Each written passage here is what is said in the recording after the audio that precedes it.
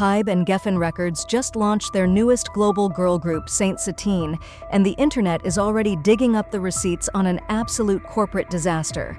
Most fans think Katseye is a permanent project, but internal financial strategies suggest they were just a test run. Behind the synchronized choreography lies a highly calculated system of manufactured drama, algorithmic exploitation, and a massive debt trap designed to lock these girls in from day one. The corporate machine officially shifted its focus to a cheaper business model, quietly dropping original members to restart the survival loop. This time, they added a literal child to the high-pressure mix, triggering a logistical and legal nightmare behind closed doors. Are these pop groups actual musical projects, or just corporate social experiments testing how much systemic abuse a fandom will willingly bankroll? Let us look at the screenshots, the corporate earnings calls, and the actual evidence. That is the tea for today. The corporate playbook for manufacturing global pop music has officially entered its most unhinged era. To understand how we got here, we need to trace the receipts back to 2005. That was when Bang Si-hyuk left JYP Entertainment to launch Big Hit. Before BTS saved the label from total commercial bankruptcy, the company was buried under roughly $7.4 million of deep debt. Their early girl group, Glam, completely tanked, leaving executives desperate for a foolproof financial formula. Enter the manufactured idol playbook. Fast forward to 2025, and Hybe was clearing over $1.8 billion in annual revenue. But massive monopolies always demand aggressive geographic expansion. In 2021, Hybe partnered with Geffen Records under Universal Music Group to ship this exact assembly line directly to the West. The explicit goal was to build an American pop group using the brutal K-pop training system. This meant pulling thousands of young women into a high-stress corporate pipeline. Trainees routinely endure 12-hour daily practices covering strict vocals, media training, and relentless dance routines. The catch is that they must front all initial expenses for housing, styling, and training. These young women are legally forced to pay back every single cent directly after their debut.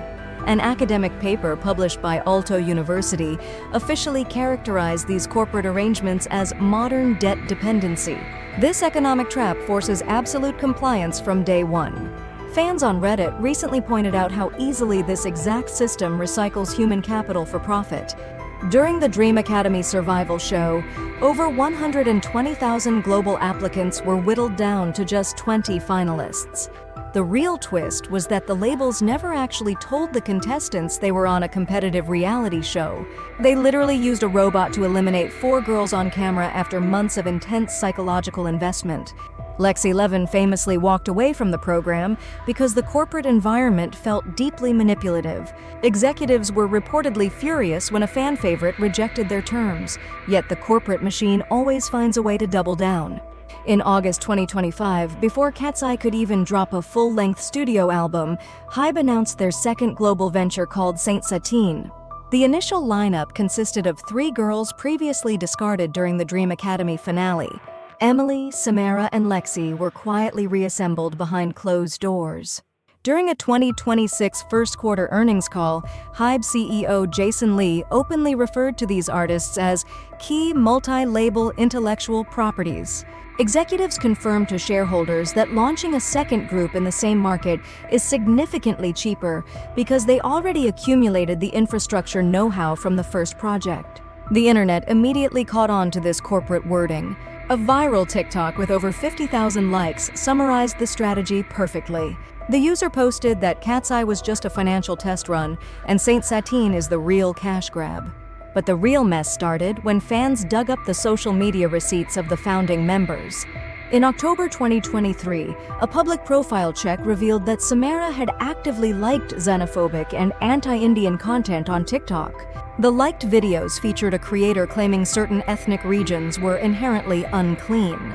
This discovery sparked massive outrage because Samara was training directly alongside 2 Indian contestants, Lara and Ezrella. The hypocrisy was too loud to ignore. Fans immediately flooded X demanding her disqualification from the industry. One highly upvoted tweet stated that ignoring this behavior proves the company values streaming numbers over basic human decency. Hybe chose absolute silence. No statements were issued, no public accountability occurred, and Samara kept her spot. Instead, the company utilized Katseye social media accounts to post supportive messages, performing textbook corporate damage control.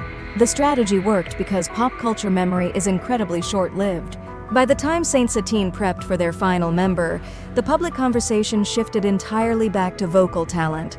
To source their fourth member, Hybe launched a secondary survival show in Japan called World Scouts. Over 14,000 applicants registered, and the entire process came down to a bitter finale between two girls. Ayana, a 19-year-old seasoned performer, dominated every technical evaluation. She was ranked as a level A vocalist with sharp stage presence. Her competitor, Sakura, was a 15-year-old beginner with zero formal training. In fact, Sakura ranked 16th in basic dance assessments. Yet, the judges repeatedly praised Sakura for having an unteachable aura, eventually selecting her over the superior performer. The decision left the internet entirely divided. Commentary channels on YouTube argued that technical skill means nothing compared to an underdog narrative that generates good television ratings. But adding a minor to the lineup triggered a legal nightmare during production. Because Sakura was under school age, California labor laws forced her into 15 hours of mandatory weekly education. While the older members trained full-time in Los Angeles, the production schedule was fractured around a child's school hours. The real conflict surfaced when the public analyzed the group's pre-debut discography. The track listed for their promotional run, titled We Are Ride, features heavy adult innuendos and suggestive R&B lyricism. A viral thread on Reddit asked why a 16-year-old is performing tracks with clear sexual undertones.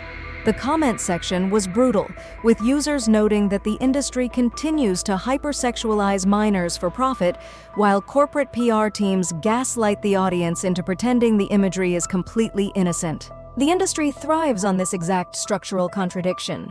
Female idols are explicitly marketed to appeal to an adult demographic while being forced to maintain a strict persona of absolute purity. This toxic dynamic was highlighted in the 2025 Korean documentary Body Materia, where prominent female idols spoke openly about developing severe eating disorders due to corporate weight restrictions. For instance, Momo from Twice once disclosed that she was forced to lose 7 kilograms in a single week before her debut, forcing her to spit constantly and eat ice cubes out of fear she would not wake up in the morning. The physical toll is matched only by the immediate social friction inside the groups. On May 12, 2026, Saint Satine delivered their first live performance of Party Before the Party. The public reception was incredibly harsh. Vocal tracking showed Emily struggling to hit basic notes because the choreography was too physically demanding. Lexi appeared completely drained on camera, lacking any visible facial expressions.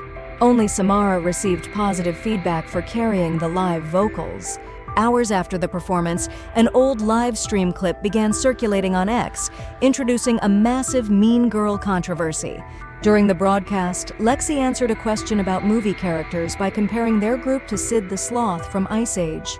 The comment was an implicit jab at Emily, who had been heavily mocked with that exact insult by internet trolls during her survival show run.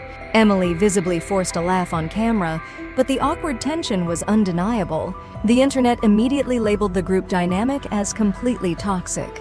A popular commentary post on Reddit explained that forcing random teenage strangers into a high-pressure commercial contract and expecting organic sisterhood is completely out of touch with reality. Amidst this internal warfare, the original group is paying the price. Katseye has been active for 2 years without a full-length studio album, receiving only generic electronic tracks. The industry is already moving its focus to the cheaper model. Look at how easily the machine shifted. They quietly dropped their only black member from the previous project's narrative, restarted the survival loop, and monetized the dream of another minor. These young women enter the pipeline desperately wanting to escape poverty or find representation. They willingly sign the terms before realizing the actual human cost.